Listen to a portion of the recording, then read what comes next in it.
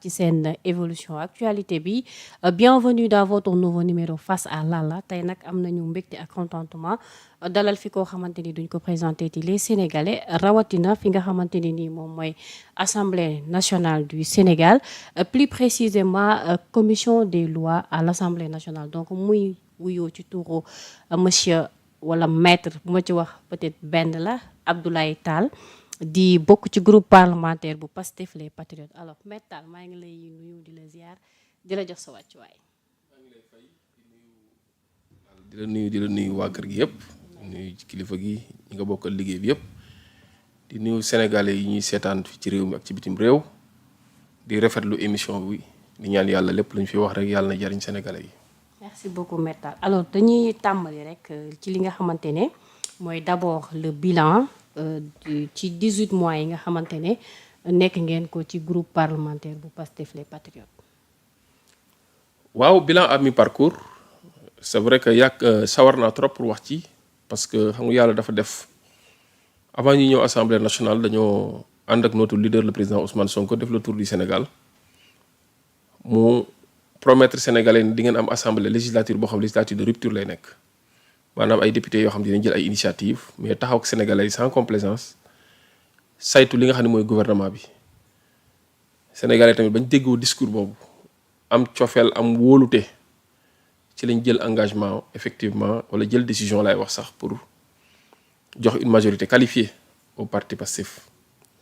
ba ñu ñëwee tamit li président de l'Assemblée nationale njëkk a def mooy ñu fexe ba xarala yeeg jëmtukaay yi nga xam ne moo jëm ci député yi pour ñu mën seen liggéey mën a ñoŋ da see njëkk a taxaw organiser ay réformes organiser audit d'abord def ay réformes dématérialiser li nga xamante ni mooy le système foofu ci assemblée nationale gën a motiver les députés je ne parle pas financièrement gën a motiver leen ci liggéey bi ñun ñëpp ñu ànd saytu règlement intérieur bi pour def ko règlement bu gën a ñoŋ indi la chaîne parlementaire nga xam ni dina permettre sénégalais yi xam la fa li xew assemblée nationale. waaye tamit gën a ñaax député yi ci liggéey bi gis nga ni législature bi li mu enregistré ci ay questions écrites ñu adressé ko au gouvernement bari na lool te député yi ci bari sax bu ñu bindee dañuy wan sénégalais ni bind nañ loolu benn la. gis nga fi ay mission d'information yi nga xamante ni ay commission permanente biir assemblée nationale def nañ ko fi à travers la commission énergie et ressources naturelles commission éducation nga xam ne mooy yor éducation jeunesse et sport. ci un côté enseignement supérieur gis nga également la commission affaires étrangères ne jamono ji ci aj bii ñu nekk rek dañoo former benn comité de veille pour prise en charge bi nga xam ni moo concerné les pèlerins mu ci dem bi ak ci egg ba ñu fexe mu nekk lu mucc ayib ñu teg fii ay députés yoo xam chaque jour que jëfee dañuy dem di accompagner pèlerins yi au niveau de l'aéroport ba ñu jël seen vol ba ci biir avion bi ñu bàyyi leen ñu dem te bu ñu demee dina am yeneen députés ñu fa fekk foofu ñu xool tamit liggéey foofu ni muy demee. Assemblée nationale tamit def na ay initiative parlementaire loolu tamit dañ koy boole ci bilan bi initiative parlementaire maanaam ay député ci li leen constitution may règlement intérieur may leen ko jël nañ def initiative damay jël bu njëkk rek bi nga xamante ni le ministre Amadou Ba jamono ji muy nekk député defoon na fi benn proposition de loi pour dem dans le sens d'interpréter la loi portant amnistie résultat bi mu nekk loo xamante ni lu ñu xaaroon la parce que conseil constitutionnel wax na ni sax booy xool jaru ko woon parce que infraction yi ngeen visé woon en réalité ce n'est pas couvert par la loi d'amnistie muy infraction de meurtre ay crimes de torture crimes contre l'humanité ak yeneen ak yeneen ñu tuddee leen les infractions imprescriptibles gis ngeen ni tamit ay député fan yii passé def nañ proposition de loi pour portant modification du code électoral notamment en ses articles L29 et L30 loolu tamit ñeenti député ba demande jël initiative waaye fukki député ak juróom-ñaar demander la procédure d'urgence loolu tamit mu nekk ay initiative parlementaire am na si yeneen yoo xam te ni ñu ngi koy def loolu musula am mooy xam nga assemblée nationale nekkul day voter loi rek day saytu loi da koy voter waaye day def ce qu'on appelle le contrôle du gouvernement de l'action gouvernementale ba pare defaale encore le suivi évaluation des politiques publiques xam nga assemblée nationale boo ñëwee fa lañ leen nattalee budget ministre bu ñëw fa lañ koy nattalee budget institution yi tamit yi nga xamante ni fu mel ni présidence de la république fu mel ni conseil constitutionnel ay médiature dotation yi ngay defal ay primature yooyu yëpp assemblée nationale mooy nattal budget assemblée nationale tamit mooy nattal budget boppam moo tax assemblée nationale day mën a saytu gouvernement mais tamit day saytu boppam parce que am na benn commission contrôle et comptabilité ci biir assemblée nationale ci yi nga xamante ni def nañ ko lu bari loo xamante ni nii saytu gouvernement bi la wax naa la léegi ay initiative mission d'information parlementaire wax naa la tamit ay enquêtes parlementaires yoo xam ne nekk en gestation comme ñu ngi ci jamono ji te jeexal nañ ko àjjuma bi passé li nga xamante ni moom lañ tuddee les auditions des membres du gouvernement sur l'exécution à mi-parcours du budget de 2026. foofu dinaa fa ñëwaat alors sànq am nga loo évoqué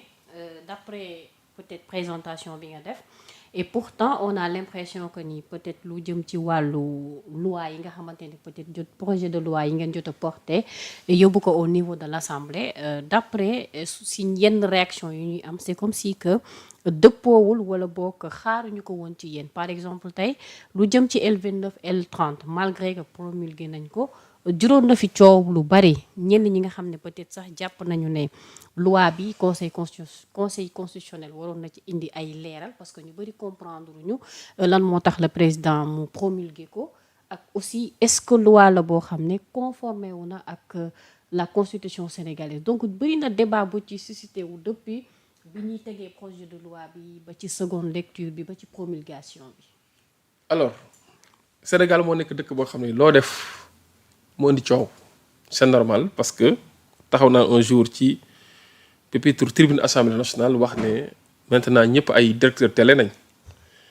wax naa ni maintenant ku ci nekk am nga léegi voix au chapitre loolu tamit c'est une bonne nouvelle pour la démocratie rawatina nag mu amee foofu fi ñu tuddee pencum ndaw réew mi assemblée nationale. D'abord nañu wax sur la forme initiative bi loolu lu ñu war a saluer la dañoo amoon assemblée nationale yoo xamante ne nii dama ni gaa amu fi woon ay députés yu daan jël initiative parce que ñun déggoon nañu fi ay amendement Niadiar Sène déggoon nañu fi ay loi Ezzan ay députés ñu daan jël ay loi allant dans le sens d'amnistier ou de modifier un projet de loi ou une proposition de loi loolu kon lu ñu jàngal la même bu fekkee ñun boobu ay xale nañ nee naa c'est une bonne nouvelle députés yi jël seen responsabilité respecter seen engagement bi nga jël envers le peuple vis-à-vis du peuple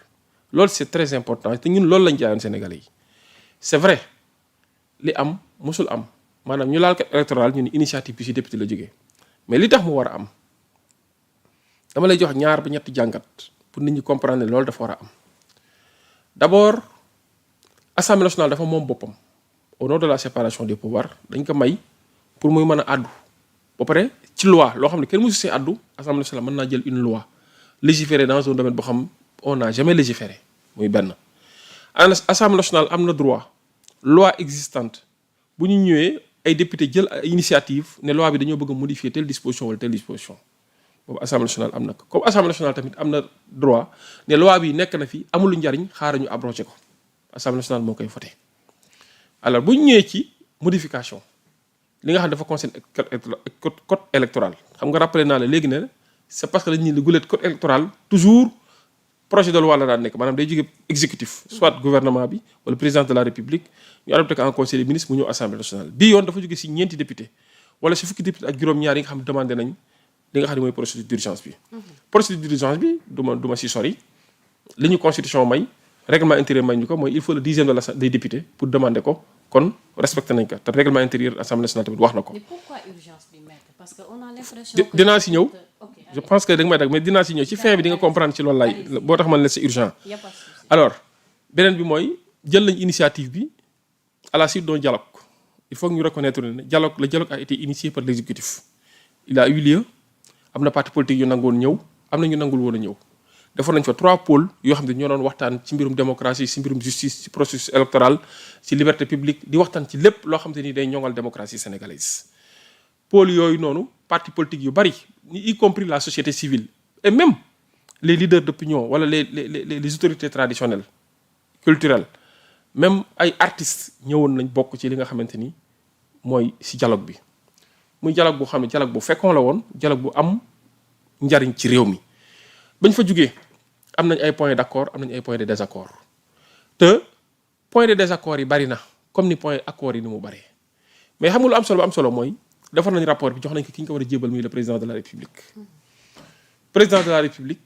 annoncé na ni am na un paquet de réformes boo xam dina jël en compte conclusion yu bari yoo xam dafa nekkoon ci dialogue bi paquet de réformes yi joxoon na deadline moo nekkoon avant la fin du mois de mars moom moo xam maîtriser agenda am moo xam li tax déposé wu ko foofu duma ci sori mais li am solo ba am solo mooy nañu nangu ni dialogue am na opposition bi am na lu ñu d'accord ak pouvoir bi comme pouvoir bi am na lu mu d'accordul ak opposition bi il faut ñu d'accord loolu. député bi tamit waxuma dañoo fondé wu ci conclusion dialogue bi mais en tout cas ci li nga xam ne ni ñëw nañ ba wax ci àllu ci pour modifier ko muy article L29 et L30 bokkoon na ci loo xam ne waxoon nañ ko ci dialogue bi maanaam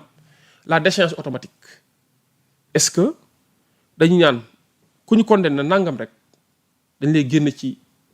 génn ci fichier électoral bi dootoo bokk ci ay élections wala est-ce que ñun duñu xoolaat mbir mi d'autant plus que ñun ñëpp ay victimes lañ ci dispositions yi nga xam dañ ko tuddoon des dispositions liberticides Macky Sall andi woon ko fi ku mu neex la mooy bokk ku mu neex du bokk ku bokkul woon sax mu neex muy bokk moom dina fexe ba indi benn disposition modifier ko mu fexe mu bokk. dama lay jox exemple bu ndaw Khalifa Sall lan moo tax mu bokkoon ci élection 2024 yi di grâce la dugal dafa dugal grâce ci article L28 pour mu mën a bokk en son alinéa 2 ou 3 pour mu mën a bokk te ci biir disposition boobu amnistie mu nga fa woon réhabilitation mu nga fa woon alors ñeneen ñi taxaw ne il faut que la déchéance soit toujours obligatoirement être prononcée par le juge am na ñoo xam d'accorduñ ci parce que en matière criminelle on n'a pas besoin que le juge di prononcer la déchéance dañoo wax ni en matière bu ñu la ko nee pour crime jarul sax ñu koy kii dootoo bokkati ci ay élections parce que man soxlawuñu président boo xam dafa rey nit soxlawuñu président boo xam dafa ànd ak ay bandits dem di cambrioler ay magasins jàmbur soxlawuñu président boo xam te ni dafa nekk un trafiquant de drogue wala un président boo xam te ni soxlawuñu ko boo xam ne il a été condamné définitivement pour viol loolu ay crime la loolu ñu ni dañ lay exclure d'office. alors beneen bi mooy kaña la ñuy naan boroo bokk te juge bi moo ko war a prononcé ñun tamit dañ see ñëwaat te boo xoolee disposition yi ñu indi non seulement gën naa yaatal géew bi dina fexe nit ñu bari dinañ bokk te ñi mu gën a arrangé mooy ñi nga xamante ni tey jii bokkuñu woon écarté nañ leen te nekkati ñu ci opposition te xam nañ ñoom dinañ bokk moo tax seen wax lu ci bari.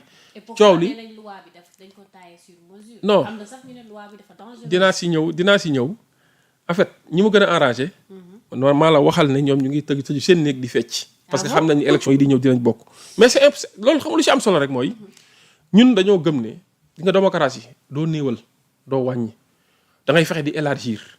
da ngay fexe di ubbeeku da ngay fexe ne candidature sérieuse boo jàpp ni sénégalais war nañoo àddu ci jël ci décision rek nga fexe kooku bokk parce que ëllëg ci biir doo ko may lu mu wax wala doo ko may lu mu la tuumaalee. mais li am solo ba am solo rek nañu gëm ni li ñu def nii day fekk dañuy bëgg képp ku jàppoon ni am nga cas tiitaange wala écarté woon nañ parce que da nga doon def exercice d'une liberté publique di nga bokk dama lay jox exemple bu ndaw. article L29 ak L30 bi nga xam ne avant ñu koy modifier moo nekkoon en vigueur article L29 moo wax ñi nga xam ne dañ leen condamné pour crime ak ñi nga xamante ni par exemple dañoo nekk en état de contumace ak liste benn nombre d'infractions mais article L30 moo gënoon a doy waar. article L30 n'importe quelle infraction bu am na si yoo xam ne bu ñu si condamné à une amende de 200 000 rek dootoo bokk ci élection même à l'occasion de l'exercice d'une liberté publique maanaam tey jii nga gis ni réew mi ni muy doxee ci côté bonne gouvernance neexu la ci transparence wala sur le bâillonnement des libertés neexu la nga génne def appel à manifester pour mbir mi gën a ñoŋ ñu jàpp la koleel la une accusation de participation à une manifestation non autorisée dem yóbbu la ci tribunal mu condamné la à 6 mois assorti du sursis rek moo tax bokk ci élection et pourtant li nga doon defar xeexal démocratie imagine nga xeexal démocratie ñoo taxaw ne la doo bokk ci élection imagine nga ñëw def une infraction d'imprudence maanaam une infraction matérielle loo xam ne sax tayoo ko peut-être nattu la rek bu dal sa kaw ñun la yow loolu noonu mooy doo bokk ci élection imagine yow man ak yow ñu jàppante ci xaalis ci bor boo xam te ni ça n'a rien à voir avec les deniers publics abus de confiance wala leneen sax waaw wala non yooyu sax am na escroquerie yoo xam ne ça porte sur des deniers publics et tout mais damay gis maa yow ñu jàppante ci affaire boo xam te nii daanaka booy xam sax relance civile la gënoon a nekk mais par une décision fexe nañ ba condamné la ñu ne la yow dootoo bokkati xam nga loolu ay injustices yi ñuy teg même à la démocratie la loolu moo taxoon ñu taxaw ne dañuy corriger loolu lépp te heureusement ba ay députés ñëwee def une initiative parlementaire pour montrer à la face du monde que le Parlement du Sénégal actuellement cette 15e législature là c'est une législature de rupture. alors pour ma ñëw nag ci une loi taillée sur mesure ji nga dans cette affaire xam nga ki ñuy junj lu bari dañ naan Ousmane Sonko way moom la ko député di defal. est-ce que finalement dina bokk ci élection yi. mais Ousmane Sonko dina bokk ci élection yi ku ko laaj mooy da ngaa comprendre élection yi passé bokk na Ousmane Sonko élection yi 2019 astafurlah 2024 mars 2024 xam nga ni voté na. effectivement li tax bokkul mooy dañ ko xeex écarté ko parce que dañoo jàppoon ni benn délit d'opinion la defoon dans l'histoire de Mame Mbaye Niang dans la procédure contre Mame Mbaye Niang ñu bàyyi ba nga xamante ni dépôt candidature yi commencé nañu évoquer ko en cassation rejeter li nga xam ne moo nekkoon pourvoi am le rabat d'arrêt n'est plus suspensif loolu moo tax ñu génn ko ci te conseil constitutionnel moo tax génn ko gis nga ni le juge de Ziguinchor waxoon nañu rétablir Ousmane Sonko dans ses droits parce que état de contumace lañu bëggoon a jaar pour génn ko ci mbir mi juge bi ne la état de contumace amul dès l'instant que jàpp ngeen Ousmane Sonko rek le jugement est anéanti depuis le début et da koy remettre antérieurement à ses droits yi nga xam ne foofu la nekkoon léegi kon ñu comprendre ne du mbirum contumace la dañ ko jaay doole ci mbirum. dañ jàpp ni foofu maître nga baal ma rabat d'arrêt bi moom moo tax ñuy lam-laamee candidat. non xam nga le jugement a été définitif depuis le prononcé de la cassation. ñu bëri le rabat d'arrêt n'est plus suspensif le jugement a été définitif depuis l'arrêt en cassation contre Mame Mbaye Niang d'ailleurs ci loolu lañ ko écarté si tel n'était pas le cas déglu bu baax li may wax si tel n'était pas le cas bu fekkoon le décision bi ñuy rendre contre Mame Mbaye Niang n'était pas définitif kon dans ce cas rabat d'arrêt bi moo koy suspendre Ousmane Sonko day nekk candidat dès l'instant que nekkul candidat c'est parce que dañoo jàpp ne le rabat d'arrêt n'est plus suspendu donc la décision a été définitive à partir du prononcé de l'arrêt de cassation écarté nañ ko si bañ ko écarté ba nga xam ne délai de dépôt des candidatures jeex na la preuve boo delloo si ginnaaw tuuti si nañ dugal li nga xam ne mooy la loi portant amnistie pour mu mën a ñëw ñu réhabilité waat ko mu bokkaat amnistie boobu ñu ko amnistier moo tax l'infraction bi nga xam ne moom lañu ko doon poursuivre pour Mame Mbaye Niang muy ay diffamation injure mu sauté parce que ay délit d'opinion la te la loi d'amnistie a dit clairement dans un de ces articles que effectivement même les infractions commises sur support médiatique et ayant une motivation politique sont amnistiées li ñu ko toppee woon fan la waxoon di conférence de presse da toogoon de wax ko fa ba mu ko waxee moom en tant que opposant kan la attaqué woon de un ministre la waxoon accusé que ne que ab rapport épinglé na la et le temps lui a donné raison dem nañ ba gis ni rapport épinglé alors ba ci loolu kon nga gis Ousmane Sonko bokk na élection ba pare nekk na tête de liste 7 mois ou 8 mois après nekk na tête de liste dem na élection législative gagné et mandat Ousmane Sonko mu ngi assemblée nationale ba tey da ko suspendre